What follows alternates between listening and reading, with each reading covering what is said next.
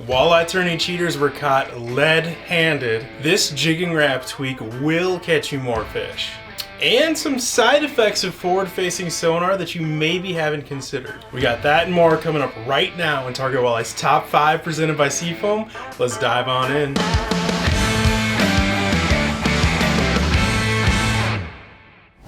Number 1.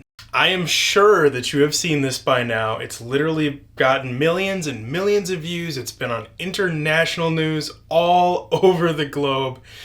But a pair of walleye fishermen were caught doing this during a recent walleye tournament on Lake Erie. That's roughly 8 pounds of lead and even some walleye fillets that were stuffed inside of the bellies of their fish to add to their weight so that they would hopefully get a nice payday. It absolutely blows my mind what people will do for a little bit of money and some bragging rights. Literally don't even know what to say.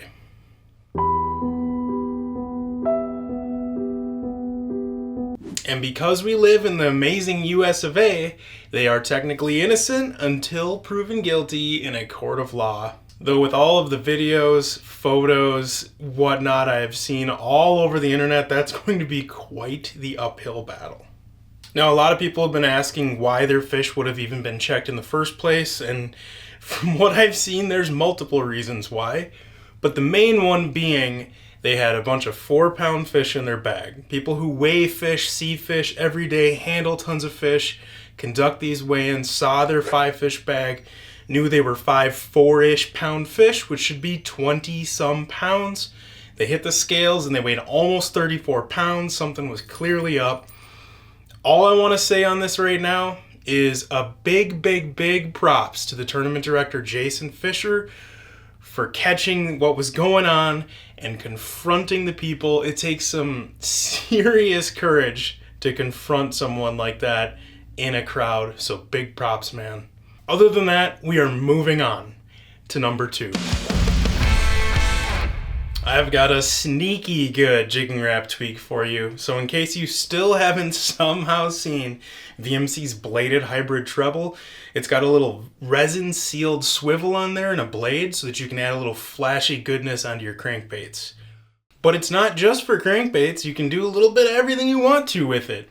And one of those things is it's absolutely deadly on a Rapala Jigging Rap. I mean, look at this slow motion clip of that little fluttery, buttery goodness that it adds to an already lethal technique. Now, this little tweak absolutely will catch you more fish. I've been using it a lot the last 2 seasons, and sometimes it outcatches 2-to-1. Some days it's 7-to-1, and absolutely worst case scenario so far for me, it's been 1-to-1. Quick story time. Just a couple days ago, I was out cruising around and I found this pod of giant walleyes up shallow. They were just in 7 to 10 feet of water, kind of on the top edge of a steep break, cruising that lip. I threw everything at them. I threw drop shots, jigs, sucker minnows, chubs, crawlers, everything, you name it. I started to think maybe that they were just some rough fish, like some suckers or carp or something, because they were huge marks on the side imaging. Picked up a Jigging Rap, a bladed out one, chucked it up there, and I literally had a fish inhale it on the drop, or maybe it pinned it to bottom, but I threw it out there, closed my bail, went to rip the hook for that first time, and the fish had already grabbed it, leaned into it, and it was a giant, and it took me for a wild ride. I missed it multiple times at the side of the boat with the net because it kept making runs. Finally got it in for a few brief moments of some camera time, and sent her back home. By the way, I've also got to apologize to my mom for ignoring her phone call so quickly, but clearly I was on the other line. I'm in the zone. Love you, Mom. Number 3. It is so weird how my brain works. Literally everything that I see and hear somehow automatically gets a fishing correlation inside of this big dumb melon. For instance, take this shot from the next bite of Walleye Pro Corey Springle driving off to his next hook set. Now, most people would look at that and be like, wow, that's a really great shot. But my brain's first initial reaction of seeing that shot was going, man, that road looks just like how I S along a weed line when I'm trying to find those fish on the graph and see if they're up shallow, out off the break, or right on that edge. And then afterwards it clicks like, oh wow, that's a good photo. So then I'm watching football last week, and I see the Cincinnati Bengals have brand new uniforms, and legit the first thing that comes to my mind is how it looks just like the glow tiger color that VMC released last season in a handful of their spoons. You're crazy, man. You're crazy. I don't know, man. It's just how this thing works. So if you're a fishing junkie like me, and it's literally the only thing that you think, see, hear, want in life is about fishing, please drop a comment below and let me know that I'm not alone.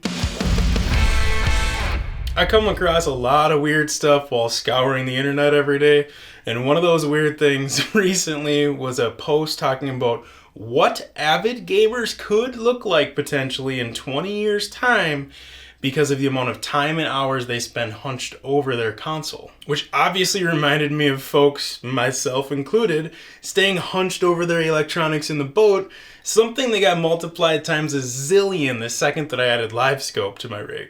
So I guess here's your friendly reminder to occasionally stand up and stretch throughout the day. Oh, that was real. Or maybe we should just start adding spotters in the boat who can sit there in a nice comfy chair next to a graph and tell you how far away to cast and what direction. Some two-person teams in tournaments are already doing that, where one person fishes the whole time and the other one just calls their shots for them. You know what? Maybe instead of calling it sharpshooting for walleyes, can we all just agree that it should be called sniping instead? I mean, coming to a bow near you. That's actually hilarious. Number 5. This next one isn't a walleye, but it is a 1 in a million, billion, trillion catch. And it's Holly Hayden, super sorry. Holly H. caught this 13-inch golden crappie fishing a private pond in Springfield, Missouri. Wait, Springfield? Like, Springfield? I think we all know what's going on here. Alright, that wraps up this week's top 5. A big shout out to Seafoam for keeping us running smooth and making this video series possible.